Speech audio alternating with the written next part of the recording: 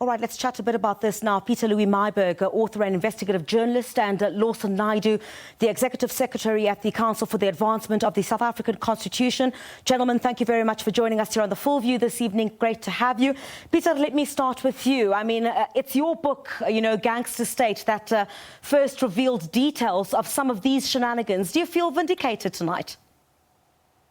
Griselda, yeah, one has to. I think I'll park that sentiment and really celebrate the fact that we've got kind of the first high-profile arrest emanating from missions from the Zondo Commission. And I think it's a bit of a historic moment in terms of hopefully rescuing the image of a prosecuting body and the law enforcement environment that really has lost the faith of the South African public. I think the public needs to see that these bodies, and the NPA especially, can and is willing to prosecute high-level corruption, especially where these kind of amounts are involved. So certainly there's a sense of vindication, but I'm really happy to see that the wheels of justice are moving indeed.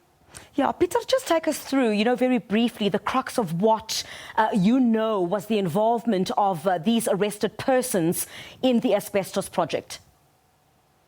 Yeah, so this is a deal that dates back to, just briefly, December 2014 about, they signed a contract, a very dubious contract that's now already been found to have been unlawful by the public protector. The contract involved a wide array of individuals. So you would have needed somebody like then Free State Human Settlements head or department head, Tim Mogesi. And because this was not a normal tender process, it was transferred through a loophole in our procurement law from another provincial department. You would have needed the input and the approval of somebody like Tabani Zulu, who's also made an appearance at the Zondo Commission. So these are the individuals who've been arrested, along, of course, with somebody like Edwin Sodi, who was the head of the boss of the owner of the company, Blackhead Consulting, that was in a joint venture with the late Mr. Igor Mbani. So, it's a mix of, the business beneficiaries of the deal and, of course, the government officials who would have needed to sign off and ensure that the money was paid ultimately to the consortium. Yeah. Lawson, I want to bring you in there. I mean, these are the first arrests coming out of the Commission of Inquiry into State Capture. Is this good in light of the criticism by some that these hearings were just an expensive and wasteful exercise? Well, indeed they are, Griselda. I think that, the arrests today have to be welcomed. But, I think we do need to separate the processes of the Commission from the work of the law enforcement agencies. There's nothing that the Commission does that hinders the capacity of the law enforcement agencies to pounce and swoop on these people when they have sufficient evidence to do so. Obviously, the recent change in the regulations of the Commission has made it easier for the Commission to share some of its investigations with the law enforcement agencies, and this may well have assisted in this process of effecting the arrest that we've seen today. And I mean, somewhat of a boost, I think, for the National Prosecuting Authority. In this particular instance, the National Director of Public Prosecutions, I know many had been looking to her, I think already with her 100th day in office, on what she would do, to ensure that perhaps there are some rests in particular, given that this Commission of Inquiry was sitting, of course, here in the country. Does this in any way, judging from reports that I also saw, that Harmonia Cronje had also indicated that there would be some arrests towards the end of September, does this give some credibility as well to institutions such as that?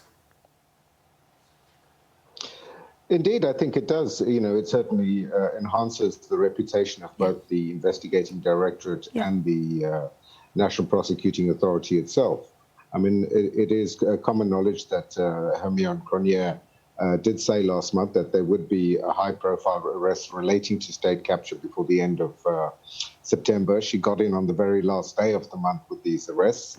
But I also think, this is about institution building, and one shouldn't focus too much on the individuals concerned.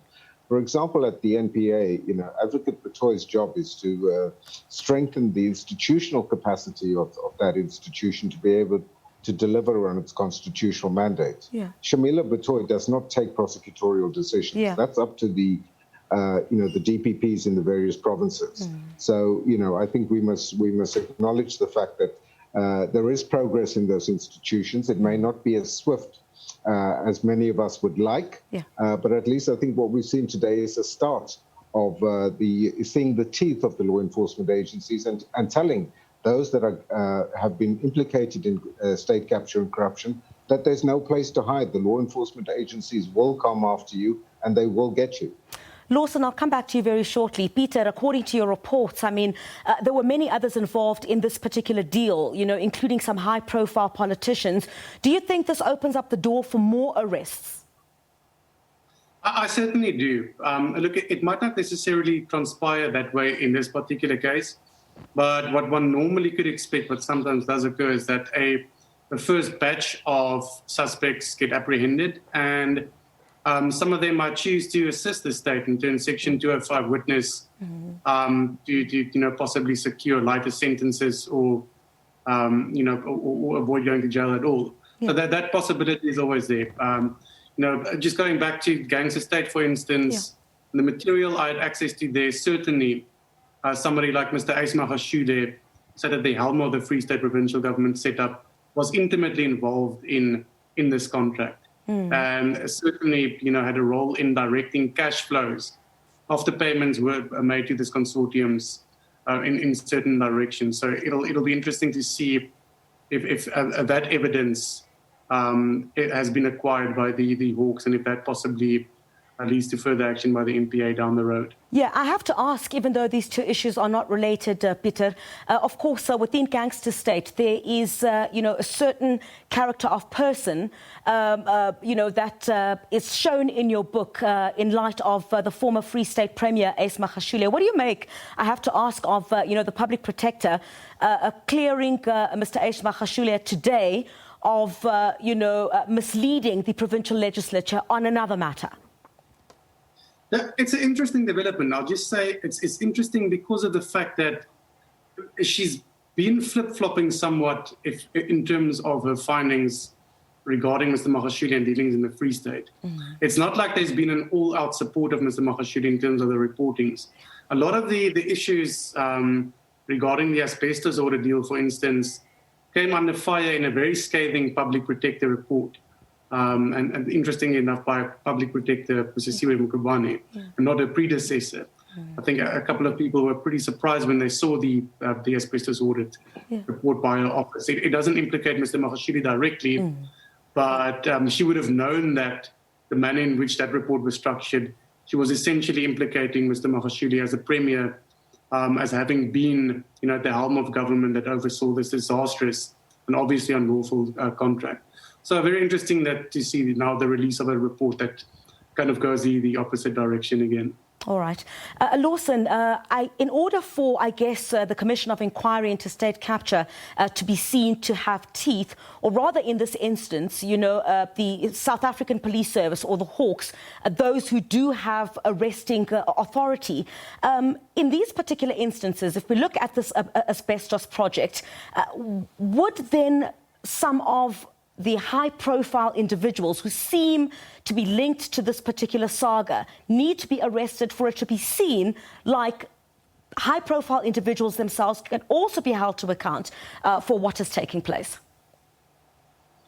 Well, indeed, if there is sufficient evidence for the law enforcement agencies to go after those people, then we would expect them to do so. But, I don't think they should be, necessarily just responding to public pressure that wants to see some of the sort of political big fish being arrested. We need to allow the Hawks and the NPA and the investigating directorate the space to do their jobs, to establish sufficient evidence so that when arrests are made, they are effective and they are confident they have sufficient evidence that they can take a case to court in which convictions will be secured. So, this is just the start of a process. The arrests are the start of a process. The accused will appear in court on Friday and have the charges read out to them.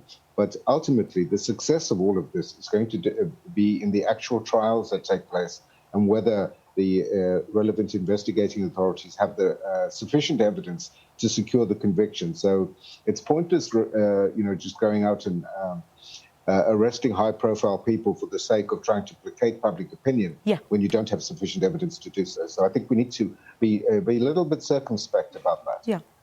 Thank you very much indeed, gentlemen. Thanks for joining us here on The Full View. Pieter Louis-Myburgh, author and investigative journalist, and Lawson Naidoo, Executive Secretary at the Council for the Advancement of the South African Constitution, CASAC.